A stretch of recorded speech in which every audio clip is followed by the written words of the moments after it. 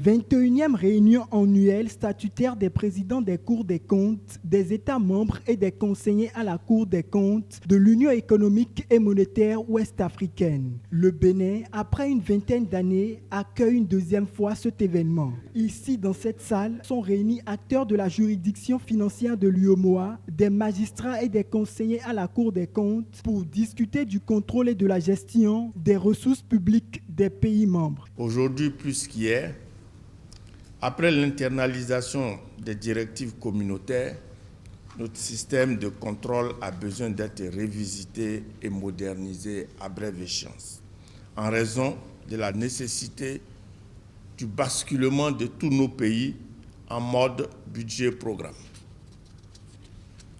Pour faire face à ces changements majeurs, qui est le passage de la gestion d'un budget de moyens à un budget de résultats, notre système de contrôle a besoin d'être expliqué, compris et maîtrisé. Les diverses lois organiques relatives aux lois des finances adoptées par chacun de nos États au cours des dernières années ont introduit dans la gestion publique de nos pays une nouvelle gouvernance financière publique.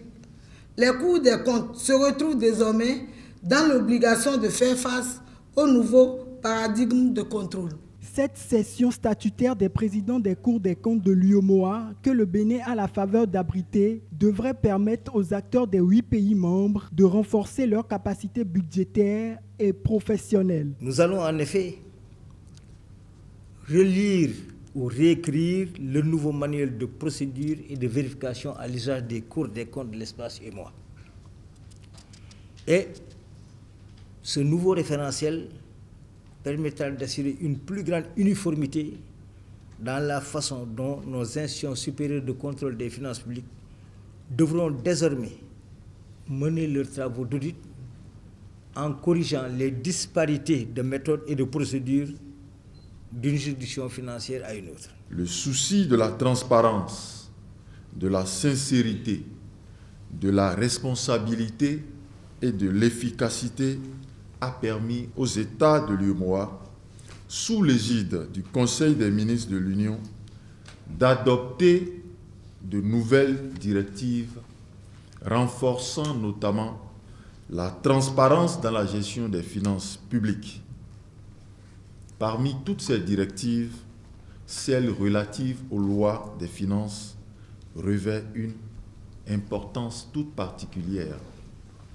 En effet, elle introduit des innovations aussi bien pour les administrations que pour les institutions de contrôle externes, à savoir le Parlement et la Cour des comptes.